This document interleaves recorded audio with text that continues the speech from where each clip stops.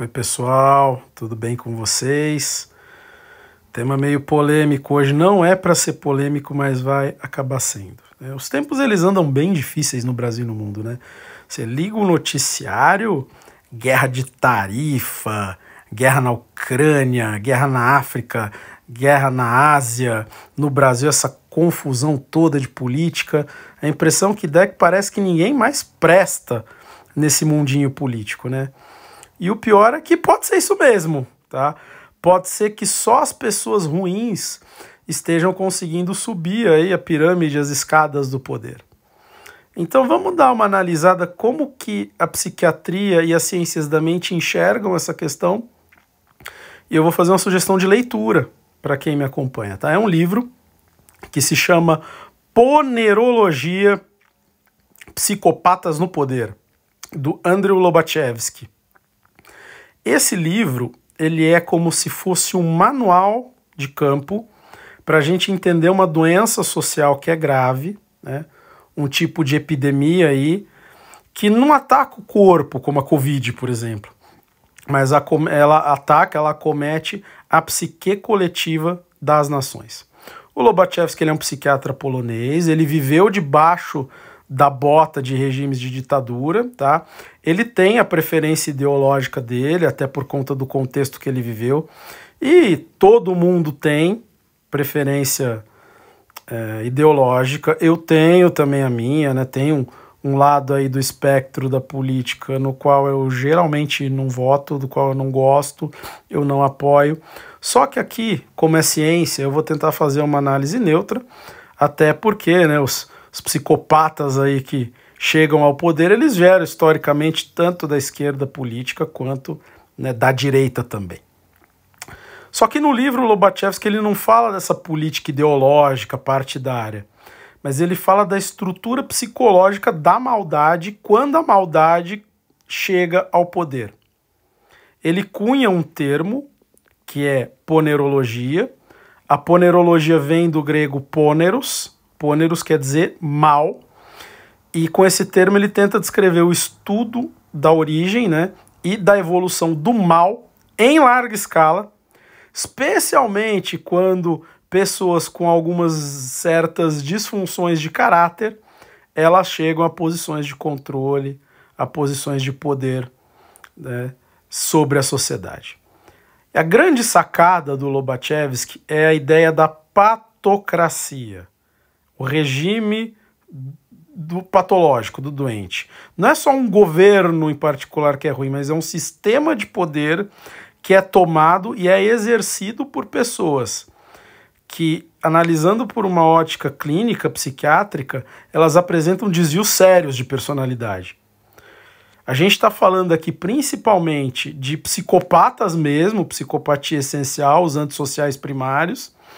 E eles, do ponto de vista psiquiátrico, eles são caracterizados por um déficit profundo, um déficit estrutural, uma falta de empatia, ausência de culpa ou de remorso, charme superficial e uma tendência a manipular e a instrumentalizar os outros para conseguirem o que eles querem. Então, no jargão da psicologia, da psicanálise, a gente pode dizer que o superego dessas pessoas ele é rudimentar ou totalmente ausente, e aí os impulsos e os desejos egoístas lá do id não tem nenhum freio para se manifestarem, não tem nenhum freio ético, nenhum freio moral. As ações dessas pessoas elas são frequentemente egocintônicas, né? Traduzindo isso, elas estão em plena harmonia com a percepção e com o sentimento que elas têm em relação a elas mesmas. Então elas fazem essas coisas sem ter nenhuma angústia e sem gerar nenhum conflito psicológico interno. Só que o Lobachevsky ele vai além disso. Ele mostra que não são só os psicopatas puros que estão subindo ao poder. Se forma uma patocracia, que é o regime do doente, é o regime do patológico. E essa patocracia é uma rede que atrai e eleva as posições de poder outras personalidades com traços problemáticos. Então, acaba subindo aí os narcisistas, com a mania de grandeza e a necessidade de admiração que eles têm. acabam subindo os esquizoides, que são emocionalmente frios e distanciados do outro, sobem aí os paranoides, com as desconfianças e as projeções de culpa deles, e até pessoas aí com certos traços histriônicos, né, de querer seduzir seu centro das atenções sempre, e até anancásticos, né, personalidades obsessivo-compulsivas, que podem, dentro da estrutura do regime, se encaixar e exercer os seus papéis bem específicos ali. É como se a sociedade ela virasse um grande palco no qual as patologias individuais elas se encontram e elas se retroalimentam, se alimentam umas às outras, criando aí uma dinâmica distorcida na qual a verdade e a realidade elas são constantemente subvertidas. Então, como é que essa gente acaba assumindo posições de poder e chegando, né, até a comandar as nações? No início não é pela força bruta, existem os golpes de Estado, revoluções, mas geralmente não é assim. Elas acabam subindo por uma infiltração muito sutil, porque eles são mestres de manipular as pessoas e de usar o gaslighting, né? O gaslighting é uma técnica de manipulação que é você ficar batendo numa mentira, impondo uma mentira até que o outro comece a duvidar da realidade, né? Aí em larga escala. Eles usam das ideologias como pano de fundo, né? Como roupagens aí para as intenções dele, transformando aí as verdades em mentiras e usando a ideologia como desculpa para subir ao poder. Como disse o Gonzaguinha, frase ótima que ele falava, onde o povo anda, eu vou na frente. Então, eles se aproveitam das vulnerabilidades da sociedade e aí eles começam uma campanha de propaganda, de vigilância das pessoas e assim eles criam um ambiente de medo, um ambiente de desconfiança e você acaba abaixando a cabeça para eles.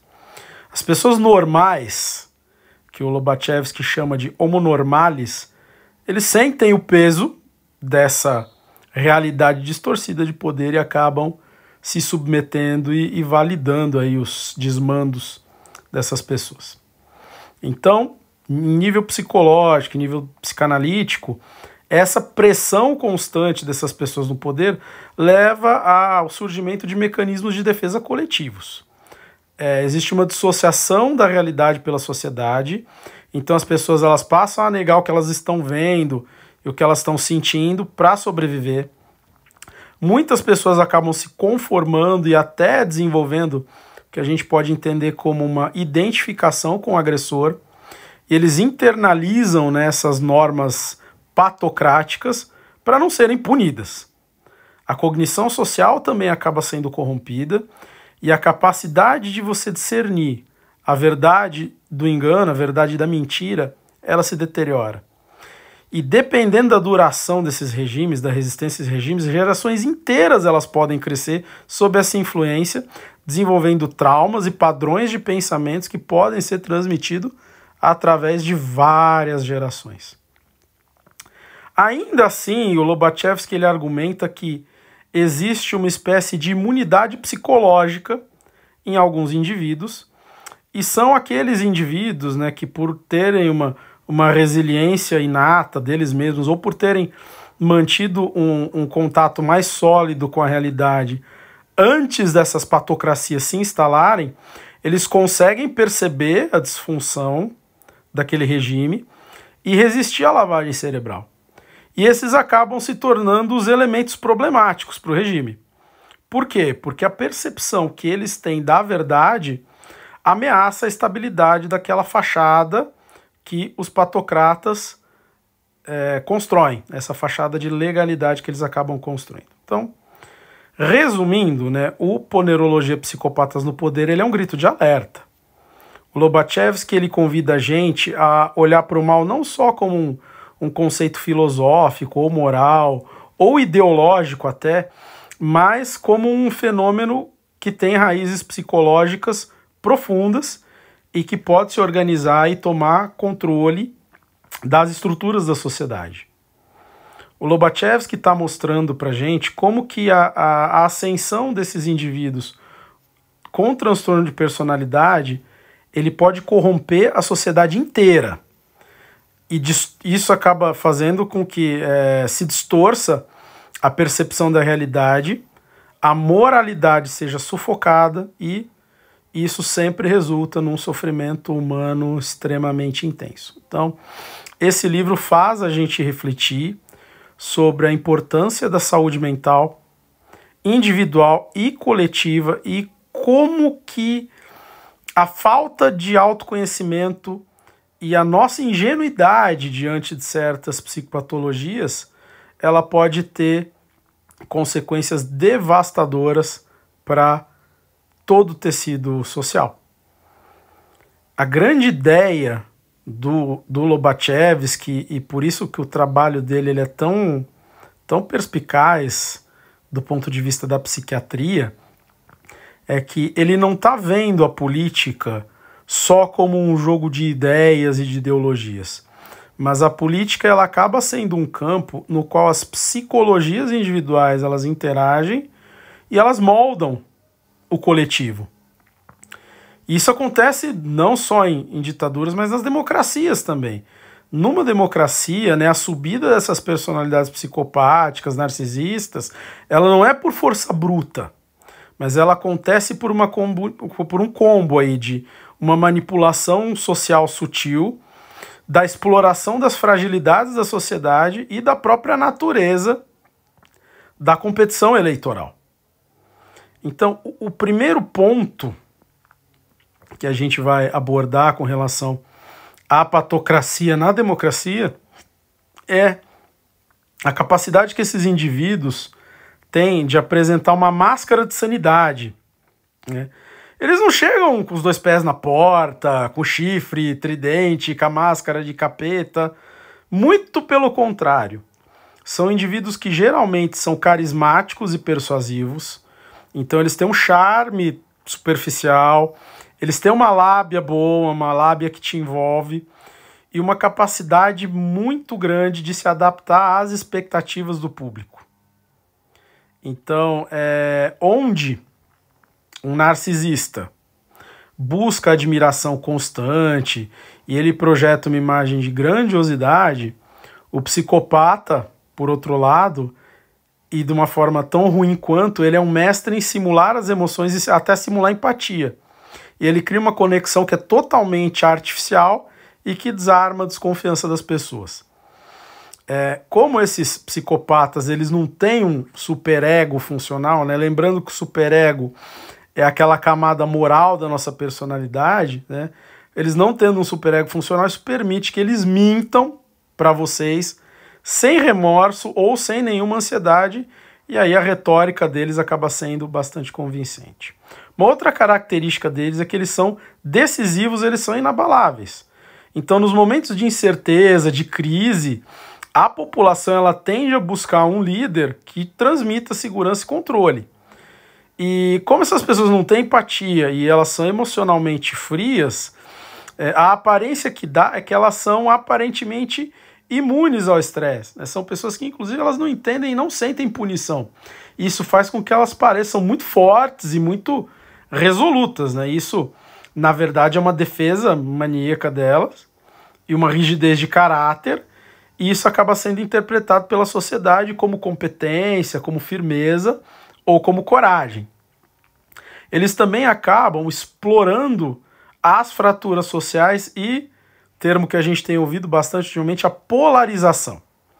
Então, as democracias elas são suscetíveis por natureza à polarização e ao conflito de interesses. Então, esses psicopatas eles são mestres em explorar essas divisões. Como que eles fazem isso? Identificando e projetando inimigos. Então, o psicopata político, de forma instintiva ou até egocintônica, até em plena concordância com ele mesmo, ele se beneficia, né, dessa clivagem, né, desse splitting, que é a divisão do mundo, né, o famoso, né, entre nós e eles, né, entre os bons, os puros, os que pensam certo, né, e os maus, os corruptos, os inimigos. É esse fla-flu social que a gente vive hoje em dia. Então eles projetam os próprios impulsos agressivos e de desqualificar os outros nos seus adversários, inflamando as paixões e acabam unindo um segmento da população contra aquele inimigo, entre aspas, em comum. Eles usam também de um discurso populista e demagógico. Eles não tendo um senso moral interno e não tendo um compromisso com a verdade, eles podem fazer promessas aí grandiosas para as pessoas e que são impossíveis de realizar. Eles apelam aí para as emoções mais básicas das pessoas, né? O medo, a raiva, a esperança, né? Em vez da razão. A retórica deles é muitas vezes bem simplista, mas até pela simplicidade ela é bem poderosa na capacidade de inflamar as massas. E muitas vezes eles usam uma outra defesa psicológica, que é a identificação projetiva, que é quando uma pessoa ela projeta aspectos ou características geralmente indesejadas dela mesma nas outras pessoas para manipular a audiência a sentir o que eles querem que você sinta, e aí você passa então a se comportar como eles querem que você acabe se comportando. Eles também usam muito da manipulação da mídia e da opinião pública.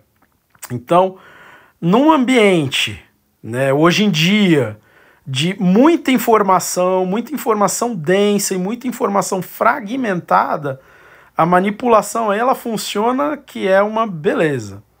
Então eles vão tentar controlar a narrativa, então eles são muito hábeis em usar a mídia tradicional e mais recentemente as redes sociais para difundir aí as mensagens deles, desacreditar os seus oponentes e desviar a atenção das suas próprias falhas aí de biografia ou até de caráter, principalmente de caráter. Então a rejeição da realidade e a insistência aí nesses fatos alternativos, eles podem criar uma realidade paralela na mente de quem segue essas pessoas. Eles usam também do gaslighting coletivo. Então o que é esse gaslighting? É repetir constantemente as mentiras e negar as evidências óbvias da realidade em escala massiva, em escala social. Então as pessoas elas começam a duvidar do que elas mesmas estão percebendo da realidade e passam a comprar essa narrativa falsa. E isso funciona muito bem quando se trata de uma sociedade que tem uma predisposição a aceitar o autoritarismo ou uma sociedade que tem uma dependência muito grande de governo, muito grande do Estado. Eles também exploram essa busca nossa por informação rápida. Então, como no nosso mundo hoje em dia a atenção é muito fragmentada, a profundidade da nossa análise acaba sendo muitas vezes sacrificada a favor das manchetes rápidas e até dos memes. Então os indivíduos com transtorno de personalidade, eles geralmente são bons criadores de conteúdo que viraliza e conteúdo que é carregado emocionalmente, sem que esse conteúdo seja necessariamente verdadeiro. Existe também a questão da dinâmica dentro dos partidos e o enfraquecimento das instituições. Então a subida desses psicopatas, ela não se dá só na arena pública, mas ela se dá também dentro das estruturas dos partidos e das instituições. Então, ocorre a infiltração dessas pessoas e a subida delas a posições de liderança. Então, a ambição desmedida deles, a capacidade que eles têm de manipular e a disposição que eles têm de jogar sujo, né, sem as amarras e escrúpulos morais dos outros, muitas vezes tornam eles capazes de subir rapidamente dentro da hierarquia de um partido, acabando por superar aqueles concorrentes que são mais éticos ou que têm um pouco menos de malandragem, um pouco menos de astúcia. Eles formam as camarilhas deles por lealdade e por conveniência. Eles acabam se cercando de pessoas que eles percebem que podem ser facilmente cooptados. Então, seja porque elas têm medo, seja por oferecer benefícios para essas pessoas, ou porque essas pessoas têm as próprias carências narcísicas dela e estar junto ao poder acaba suprindo essas carências. A lealdade que essas pessoas exigem, ela não é baseada em princípios éticos e morais, mas em conveniência e subserviência. Então, aquelas pessoas que acabam não se alinhando, elas são rapidamente descartadas, ou difamadas, acabam tendo as suas reputações assassinadas. As instituições elas acabam sendo corrompidas também. Uma vez que as pessoas chegam ao poder, elas vão minando as instituições democráticas, né? Minam a justiça, minam a imprensa, minam os órgãos de controle, né? Todas as instituições que poderiam limitar o poder dessa pessoa. Então essa paranoia que ele projeta leva a se ver quem critica e quem se opõe como um conspirador. E isso acaba justificando os ataques à liberdade de imprensa, que a gente vê tanto hoje em dia, ou prejudicam a independência dos poderes, né, do legislativo, do judiciário, por aí vai. Então, em última análise, né, essa obra do Lobachevsky alerta a gente que a democracia, embora ela seja idealizada como um sistema de pesos e contrapesos, um sistema justo e que obedece à vontade do povo, ela não é imune à penetração psicopatológica de pessoas ruins e doentias, né? Então a falha ela está na incapacidade ou na relutância da sociedade, né, em reconhecer e em se defender contra esses padrões de personalidade. Então, citando uma frase do Thomas Sowell, quando as pessoas elas desejam o impossível, só os mentirosos podem satisfazê-la. E o que a gente está vendo é a normalização da mentira, da agressão verbal, da grandiosidade e da falta de empatia no discurso político, e isso cria um terreno fértil para que esses indivíduos, infelizmente, floresçam e cheguem às posições de poder e controlem as nossas vidas. Então, para a gente da psiquiatria, é uma obra que demonstra como as dinâmicas, né, de dentro da mente e as dinâmicas interpessoais desses indivíduos, elas acabam escalando para um nível macro, para um nível social, para um nível generalizado, e isso acaba tendo consequências devastadoras para a saúde mental e para o funcionamento das nações. Então, a ponerologia, ela não é um julgamento moral ou ideológico das questões políticas, mas é uma tentativa de diagnóstico e de prognóstico social baseada nos princípios da psicopatologia que a gente estuda tanto aí na saúde mental. Vocês gostaram desse vídeo? Então curtam, compartilham, se inscrevem no canal e tem muito mais coisa vindo por aí.